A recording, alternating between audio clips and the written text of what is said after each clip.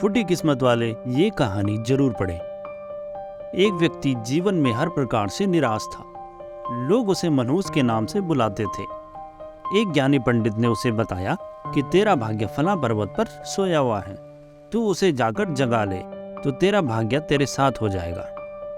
बस फिर क्या था, वो चल पड़ा अपना सोया भाग्य जगाने। रास्ते में जंगल पड़ा तो एक शेर उसे खाने को लपका। वो बोला, भाई मुझे मत खाओ, मैं अपना सोया भाग्य जगाने जा रहा हूँ। शेर ने कहा कि तुम्हारा भाग्य जाग जाए तो मेरी एक समस्या है, उसका समाधान पूछते लाना। मेरी समस्या ये है कि मैं कितना भी खाऊं, मेरा पेट भरता नहीं है, हर समय पेट भूख की ज्वाला से जलता रहता है। मनहूस ने कहा, ठीक है। आगे जाने पर एक किसान के घर उसने रात बिताई। बातों बातों में पता चलने पर कि वो अपना स्वयं भाग्य जगाने जा रहा है, किसान ने कहा कि मेरा भी एक सवाल है, अपने भाग्य से इसका समाधान पूछते लेते आना।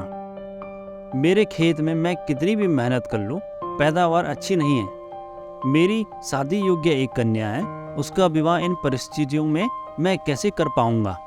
मनहूस बोला, ठीक है। और आगे जाने पर वो एक राजा के घर मेहमान बना।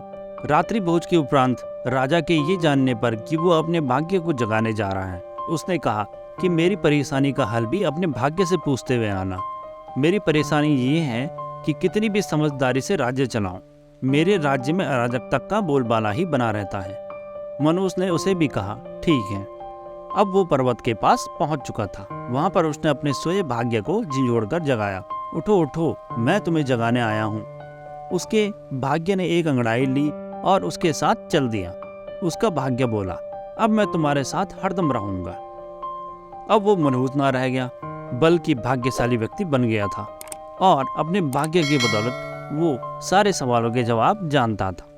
वापसी यात्रा में वो उसी राजा का मेहमान बना और राजा की परेशानी का हल बताते हुए बोला, क्योंकि तुम एक स्त्री हो और पुरुष के वेश में रहकर राजकाज संभालती हो, इसलिए राज्य में अराजकता का बोलबाला है। तुम किसी योग्य पुरुष के साथ विवाह कर लो, दोनों मिलकर राज्यभार संभालोगे तो तुम्हारे राज्य में शांति स्थापित हो जाएगी। रानी बोली, तुम ही मुझसे ब्याह कर लो और यही रह जाओ। भाग्यशाली बन चुका वो मनहूस इनकार करते हुए बोला, नहीं नहीं, मेरा तो भाग्य जाग चुका है, तुम किसी और से विवाह कर लो। तब रानी ने अपनी मंत्री से विवाह किया और सुखपूर्वक राज्य चलाने लगी। कुछ दिन राजकीय मेहमान बनने के बाद उसे वहां से विदा ली। चलते चलते वो किसान के घर पहुंचा और उसके सवाल के जवाब में बताया कि तुम्हारे खेत में 7 कलश हीरे जवाहरात के गड़े हैं। उस खजाने को निकाल लेने पर तुम्हारी जमीन उपजाऊ हो जाएगी और उस धन से तुम अपनी बेटी का ब्याह भी धूमधाम से कर सकोगे। किसान ने अनुग्रहित होते हुए उससे कहा कि मैं तुम्हारा शुक्रगुजार हूँ, तुम ही मेरी बेटी के साथ ब्याह कर लो।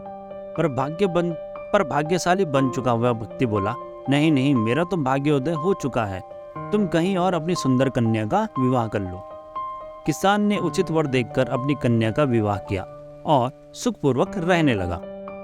कुछ दिन किसान की मेहमान नवाजी भोगने के बाद वो जंगल में पहुंचा और शेर से उसकी समस्या के समाधान स्वरूप कहा कि यदि तुम किसी बड़े मूर्ख को खा जाओगे तो तुम्हारी ये चुदा शांत हो जाएगी। शेर ने उसकी बड़ी आवभगत की और यात्रा का पूरा हाल जाना। सारी बात पता चलने के बाद शेर ने कहा कि भाग्योदय होने के बाद इतने अच्छे और 2 बड़े मौके गंवाने वाले इंसान तुझसे बड़ा मूर्ख और कौन होगा। तुझे खाकर ही मेरी भूख शांत होगी। और वो इस तरह उस शेर का शिकार बन गया और मृत्यु को प्राप्त हुआ। इस कहानी से यह सीख मिलती है कि यदि आपके पास सही मौका परखने का विवेक और अवसर को पकड़ लेने का ज्ञान नहीं है तो भाग्य भी आपके पास आकर आपका कुछ भला नहीं कर सकता।